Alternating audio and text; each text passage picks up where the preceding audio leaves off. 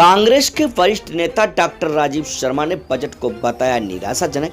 किसान आंदोलन को किसानों के हित में सही बताया। मथुरा कांग्रेस बुद्धिजीवी प्रकोष्ठ के जिला अध्यक्ष डॉक्टर राजीव शर्मा ने कहा कि देश की वित्त मंत्री सीतारमण ने संसद में बजट पेश किया जिसमें आम आदमी और किसानों को कुछ नहीं दिया गया है। ये पूंजीपतियों का बजट है। कांग्रेस के डॉक्टर राजीव शर्मा ने बताया कि ये बजट दिशाहीन है। आम आदमी और किसान को कुछ नहीं मिला है। इनकम टैक्स स्लैब में कोई बदलाव नहीं किया गया है। पेट्रोल डीजल में सेस लगने से ये और महंगे हो जाएंगे।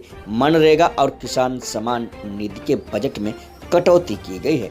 केंद्र सरकार ने वित्त वर्ष 2020-21 के बजट में सरकारी कंपनियां, वित्त संस्थाओं जिसमें 2 पब्लिक सेक्टर बैंक भी शामिल है और एक इंश्योरेंस कंपनी में हिस्सेदारी बेचने का ऐलान किया है। वित्त मंत्री निर्मला सीतारमण संसद में बजट पेश करते हुए कहा है कि 2020-2021 से 1.75 लाख करोड़ रुपए के निवेश लक्ष्य रखा गया है। वित्त मंत्री ने कहा कि IDBI bank, BPCL shipping corporation, container corporation, Neelanchal Ispat Nigam limited के वित्त वर्ष 2021-22 में राजनीति बिक्री का काम पूरा हो जाएगा। LIC IOP की घोषणा करते हुए वित्त मंत्री ने कहा कि इसके लिए कानून में संशोधन किया जाएगा। वित्त मंत्री ने कहा कि नीति आयोग से सेंट्रल पब्लिक सेक्टर कंपनीज में रणनीति विनिवेश में लिस्ट तैयार करने को कहा गया है। वहीं डॉक्टर राजीव शर्मा ने इस बजट को निराशाजनक बताया। वहीं उन्होंने कहा कि देश के PM नरेंद्र मोदी का भाई उत्तर प्रदेश पुलिस के खिलाफ लखनऊ एयरपोर्ट पर धरना देते हैं तो यही अंदाजा लगा लीजिए कि जब देश के PM के भाई को न्याय नहीं मिलता है तो आम जनता को क्या न्याय मिलेगा। वहीं किसान आंदोलन को किसान के हित में सही ठहराया। अभी बजट पेश हुआ है और बताया जा रहा है बजट बहुत ही अच्छा है और बहुत ही संतोषजनक है। कैसा बजट है उसके बारे में क्या कहेंगे आप? देखिए, आज़ाद भारत का सबसे खराब बजट है ये। इस बजट में आम आदमी के लिए कुछ नहीं, किसान के लिए कुछ नहीं, बेरोजगारों के लिए कुछ नहीं, आम जनता के लिए कुछ नहीं। महामारी के समय जब देश बहुत पीड़ित रहा है 8-10 महीने, उस समय जो बजट आया था, हमारी उम्मीद ये थी इस बजट से कि आम जनता को कुछ रियायतें मिलेंगी, मध्यम वर्ग को इनकम टैक्स में कुछ छूट मिलेगी, जिन लोगों की जो लाखों करोड़ लोगों की नौकरियां चली गई हैं, रोजगार चले गए, उन लोगों को सरकार कुछ देगी। सरकार ने ऐसा तो कुछ किया नहीं, उल्टा पेट्रोल पे के दाम बढ़ा दिए और भी बहुत सी चीज़ों के दाम बढ़ा दिए। आम जनता को इस बजट से कुछ नहीं मिला। मैं समझता हूँ हिंदुस्तान के इतिहास में सबसे खराब बजट है ये।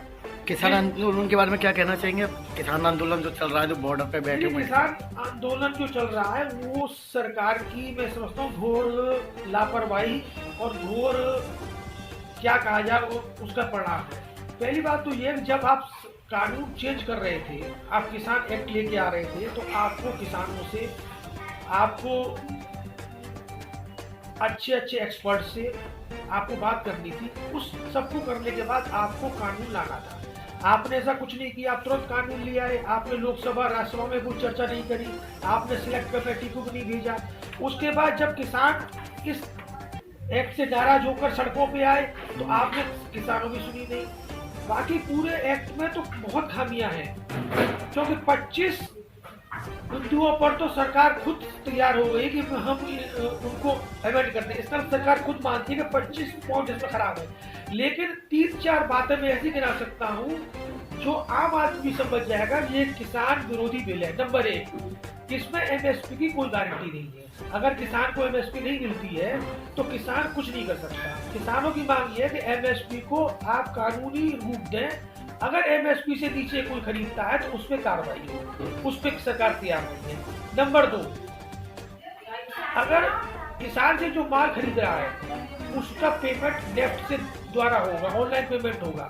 अगर किसान को भुगतान नहीं मिलता है तो किसान न तो कोर्ट जा सकता है न वो FIR कर सकता है। सरकार एक कमेटी बनाएगी, वो कमेटी के पास जाएगा और अपनी शिकायत दर्ज कराएगा। कमेटी किसान की बात उस खरीदार से कराएगी, उसके बाद कुछ समझौता कराएगी। इसका मतलब किसान के हाथ में न कोर्ट जाना रहा न FIR करना रहा। तीसरा, सबसे बड़ा जो उसमें खामी है कि आप भंडारण की कोई आप लिमिट नहीं रख रहे। क्या किसी देश में, आजाद हिंदुस्तान में या किसी देश में कभी ऐसा हुआ है कि आप कोई भी आदमी कितना भी भंडारण कर ले? भंडारण की कोई लिमिट नहीं है।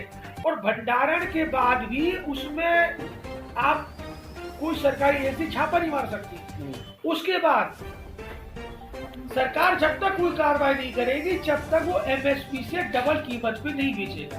तो भाई जो भंडारण करेगा वो डबल कीमत पे क्यों बेचेगा, उससे नीचे बेचेगा। तो इसका मतलब भंडारण के लिए सरकार भी कुछ नहीं कर सकती। तो किसानों की जो मांग है वो जायज है। मेरा सरकार से अनुरोध है कि सरकार किसानों की बात पर सावधानी पूर्वक सहानुभूति पूर्वक विचार करे और किसानों को जायज मांगे। देश के प्रधानमंत्री नरेंद्र मोदी जी के भाई भी लखनऊ एयरपोर्ट पे बैठे थे, उनकी सरकार के खिलाफ में, उसके बारे में क्या कहेंगे? देखिए, एक राज्य होता है पुलिस राज। परफेक्ट पुलिस राज अगर आपको कोई देखना है तो यूपी है। आपका कोई विरोध करे, पुलिस छोड़ दो, एफआईआर कर दो, जेल में। वही प्रहलाद मोदी जी के साथ किया गया। उनके समर्थकों को बिना किसी बात से गिरफ्तार कर लिया गया। जब वो एयरपोर्ट में उतरे तब उन्हें मालूम पड़ा कि मेरे 100 समर्थक गिरफ्तार कर लेंगे, तो इसलिए वो धरने पर बैठ गए। अब आप सोचिए, एक सरकार में जब प्रधानमंत्री का भाई धरने पर बैठा हुआ है और उसकी सुनवाई नहीं हो तो आम जनता की क्या सुनवाई होगी? अभी आपने कल परसों देखा, वो एक दिल्ली के पत्रकार को उन्होंने जेल भेज दिया बिना किसी उसके, सिर्फ इसलिए कि वो किसान आंदोलन को कवर कर रहा था। अभी आज आपने देखा दिल्ली में जो हरियाणा जो है जिन्होंने ट्वीट किया है उनके खिलाफ और 2 अन्य जो है उनके खिलाफ दिल्ली पुलिस एफआईआर कर रही है। अरे भाई, कोई आदमी अपने विचार व्यक्त कर रहा है, कोई आदमी अपने किसी आंदोलन से या किसानों से सहानुभूति व्यक्त कर रहा है, तो ये एंटी नेशनल कहाँ से हो गया? आप उस पर कार्रवाई कैसे कर सकते हैं? तो यूपी में तो परफेक्ट पुलिस राज है और परफेक्ट पुलिस राज आपको अगर आपको देखना है कहीं तो आप यूपी आके देखिए। बजट कैसा होना चाहिए जिससे किसानों को भी फायदा हो, आम जनता को फायदा हो, उद्योगपतियों को भी फायदा होना चाहिए? देखिए, कुछ चीज तो बजट में बिल्कुल इन्होंने छुई नहीं। पहली बात तो इनकम टैक्स स्लैब इनको बढ़ाना चाहिए था, क्योंकि 10 महीने सब लोग कोरोना से परेशान रहे हैं, मध्यम वर्ग बहुत परेशान रहा है और मध्यम वर्ग इनकम टैक्स देता है, तो इनकम टैक्स में थोड़ा उनको छूट मिलनी चाहिए, नंबर 1। नंबर 2, जिस तरह से सरकार इस बजट में और सब सरकारी संस्थाओं को बेचने के लिए प्रयास कर रही है, ये मेरे ख्याल में गलत है। सरकार को ये नहीं करना चाहिए। LIC सरकार की बहुत प्रॉफिट देने वाली संस्था है शुरू से। अब LIC में भी आप IPO लेके आ रहे हैं, वो उसके लिए भी आप LIC कानून को चेंज कर रहे हैं। LIC की स्थापना जवाहरलाल नेहरू ने करी थी। मात्र 2 करोड़ शुरू में इसके पास पूंजी थी। उस 2 करोड़ पूंजी को आज लाखों करोड़ों में LIC ने चेंज कर लिया है। हर आम व्यक्ति का LIC में विश्वास है। हर आम व्यक्ति LIC की पॉलिसी लेता है। अगर आप LIC को भी IPO ले आएंगे या बेचने की कोशिश करेंगे या 74% FDI आप अलाउ कर देंगे तो कौन आदमी इन्वेस्ट करेगा? तो मेरा ये मानना है सरकार को बजट ऐसा बनाना चाहिए इससे मध्यम वर्ग को छूट मिले, किसानों को छूट मिले। दूसरी बात, उद्योग को बढ़ावा मिले, रोजगार को बढ़ावा मिले और महंगाई से बढ़ावा मिले। पेट्रोल डीजल को सरकार को सस्ता करना चाहिए। सरकार कॉरपोरेट को या ऊपर के स्तर पे कितना भी उनको छूट दे दे, मार्केट नहीं बूम करेगा। मार्केट जब बढ़ेगा जब नीचे के स्तर पे पैसा है। सरकार अगर नीचे के स्तर पे पैसा पहुंचाती है तो वो पहुंचा मार्केट में फ्लो होता है, वो मार्केट में आता है। तो सरकार को कोशिश ये करनी चाहिए कि जो सबसे नीचे तबका है, जो आम आदमी है, उसके हाथों में पैसा हो। जब उसके हाथों में पैसा होगा तो वो उस पैसे को बाजार लेके जाता है, बाजार में पैसा इन्वेस्ट करता है। टाटा, ये अडानी अंबानी कभी बाजार में इन्वेस्ट नहीं करेंगे, ये इन्वेस्ट करेंगे अपने उद्योग में। इसलिए अडानी अंबानी को आप जो रिबेट देने, फायदा दे रहे हैं, उस रिबेट और फायदे को आप किसानों को दीजिए, आम जनता को दीजिए, ताकि वो पैसा बाजार में आएगा।